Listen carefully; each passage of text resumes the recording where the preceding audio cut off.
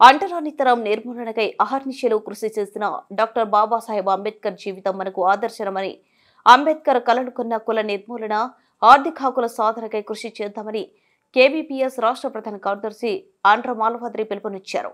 అంబేద్కర్ 134వ జయంతి మహోత్సవాలలో భాగంగా ఉల్చాల గ్రామంలో వేసిన అంబేద్కర్ జీవిత చరిత్ర పోరాటాలకు సంబంధించిన ఆధునిక నాటకాన్ని ఆయన మాట్లాడి ప్రారంభించారు.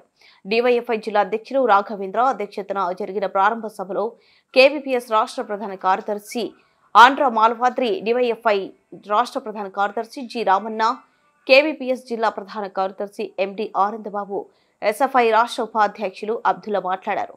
ఈ సందర్భంగా వారు మాట్లాడుతూ భారత రాజ్యాంగం ద్వారా సంపద హక్కులు ఏ ఒక్కరి సొత్తు కాదు, సమాజంలో ఉన్న అందరికీ సమానంగా పంచిపెట్టబడాలి అని స్పష్టంగా చెప్పిన నేటికి అమలుకు నోచుకోవడం లేదన్నారు. సమాజంలో కుల జాడ్యం అనేది రోజు రోజుకు పెరిగి మనుషుల మధ్య మరింత ద్వేషాలు పెంచుకునేటువంటి పరిస్థితిని సృష్టిస్తున్నారన్నారు. కార్యక్రమంలో కేవీపీఎస్ జిల్లా ఉపాధ్యక్షులు బి కరుణాకర్, జిల్లా నాయకులు లక్ష్మీనారాయణ, మండల కార్యదర్శి వెంకటేశ్వర్లు, గ్రామ కార్యదర్శి విక్రమ్, ఉపాధ్యక్షులు లచ్చప్ప, డివైఎఫ్ఐ మండల కార్యదర్శి ప్రకాష్, గ్రామ అధ్యక్ష కార్యదర్శులు సుధాకర్, హరికిషన్ రెడ్డి, ఎస్ఎఫ్ఐ జిల్లా నాయకులు సాయి, అమర్, అంజీరాము తదితరులు పాల్గొన్నారు.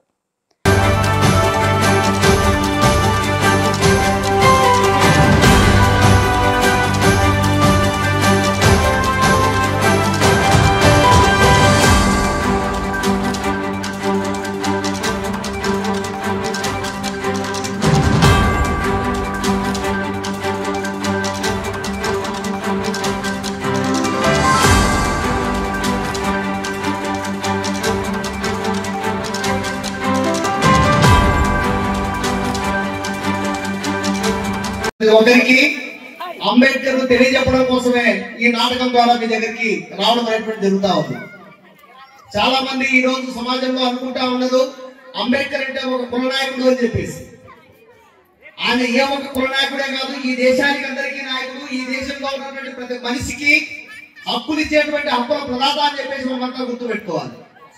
ఎందుకోసం అంటే చాలా మంది మనం ఈ మధ్య కాలంలో చూస్తాం, ఇప్పటికీ దళితుల పైన దాడులు జరుగుతూ ఉన్నాయి. ఇప్పటికీ సమాజంలో అంటరాంతరం విలయతాండవం ఆడుతూ ఉంది. బయట ఎక్కడో రాష్ట్రంలో దేశమో కాదు, ఈ జిల్లాలో ఇంకా అంటరాంతరం అనేటువంటిది ఇంకా కొనసాగుతూ ఉంది. దీనిపైన యుద్ధమే కుల వివక్ష వ్యతిరేక పోరాట సంఘంగా చేస్తూ ఉన్నాం. అయితే డాక్టర్ బాబాసాహెబ్ అంబేద్కర్ చేసిన గొప్ప పని ఏమంటే, ఏదైతే గతంలో చాతుర్వర్ణం 4 వర్ణాలు మాత్రమే వ్యవస్థలో ఉన్నాయి, ఆ 4వ వర్ణంగా ఉన్నటువంటి వాళ్ళందరూ కూడా బ్రాహ్మణులు, క్షత్రియులు, వైశ్యులు తప్పితే మిగతా వాళ్ళంతా సూత్రులే. ఇప్పుడు మనం ఎవరైతే అనుకుంటున్నామో ఎస్సీలే కాదు, బీసీలే కాదు, ఓసీలుగా ఉన్నటువంటి వాళ్ళంతా కూడా ఈ సమాజంలో సూత్రులే అని చెప్పేసి ఒక వ్యవస్థ మనకి పట్టి పీడిస్తే, ఈ వ్యవస్థను ఒక క్రమబద్ధీకరణ చేసినటువంటి గొప్ప పెద్ద సవాళ్ళు, ప్రమాదం పొంచి ఉంది. అది ముఖ్యంగా పాలక వర్గం నుంచి. అందుకని ఈరోజు అంబేద్కర్ ని స్మరించుకోవడం అంటే ఈ దేశంలో భారత రాజ్యాంగం ఈ ప్రజానికి అశేష ప్రజానికి ఇచ్చిన హక్కులను మనం ఒకసారి పర్యవేక్షించడం, దాన్ని కాపాడుకోవడం ఎలా అనేటువంటిది మనం ఒకసారి ఆలోచించాల్సిన అవసరం ఉంది. వాస్తవం ఈరోజు అధికారంలో ఉన్న బీజేపీ, దాని వెనకాల ఉన్న ఆర్ఎస్ఎస్ సరిగ్గా రేపు అక్టోబర్ నాటికి 100 ఏళ్ళు అది పూర్తి చేసుకున్న నేపథ్యంలో వాళ్ళు ఒక ఎజెండాతో పెట్టుకున్నారు. ఏంటా ఎజెండా అంటే ఈ దేశాన్ని హిందూ రాష్ట్రంగా మార్చాలనుకోండి. హిందూ రాష్ట్రం అంటే హిందువులంతా కూడా కాదు, హిందువులు కూడా బ్రాహ్మణ ఆధిపత్యం, ఆ బ్రాహ్మణులు కూడా ఉత్తరాది బ్రాహ్మణులు ఎన్ని తీసుకుంటే చివరికి ఎట్లా ఉంటుందో అర్థం చేసుకోవాలి. అందుకనే భారతదేశాన్ని చాలా సువిస్తరంగా, కులాన్ని చాలా అద్భుతంగా అధ్యయనం చేసి చాలా లోతుగా చూసిన వాడు గొప్ప లీడర్ అంబేద్కర్. మనం ఖచ్చితంగా కుల నిర్మూలన లేదా కుల సమస్య పుస్తకాలు ఆయన స్వయంగా రాసిన పుస్తకం కుల నిర్మూలన. దాని మీద ఆయన చూపిన అనేక మార్గాలు కూడా ఈరోజు చాలా రిలవెంట్ గా ఉన్నాయి. ఇంకా రాబోయే రోజుల్లో మనం అందరం ఆయన గొప్పలు, ఆయన ఆదర్శాలు చెప్పుకోవడం కన్నా ఆయన వేసిన బాట, ఆయన చూపిన మార్గం ఈరోజు ఏంటి, దేశంలో అసమానతలు అంతం కావాలంటే ఏం చేయాలి, ఈ దేశంలో దున్నేవాడికి భూమి కావాలంటే ఏం చేయాలి, ఈ రోజు సంపద అంతా కూడా ఈరోజు అదానికి, అమ్మానికి కారు చౌరు కట్టుబెడుతున్న గారి యొక్క జీవితాన్ని ప్రజలకి అందించాలనే ఉద్దేశంతో అభ్యుదయ ఆర్ట్స్ అకాడమీ వారు, తెలంగాణ వారు రూపొందించిన నాటకాన్ని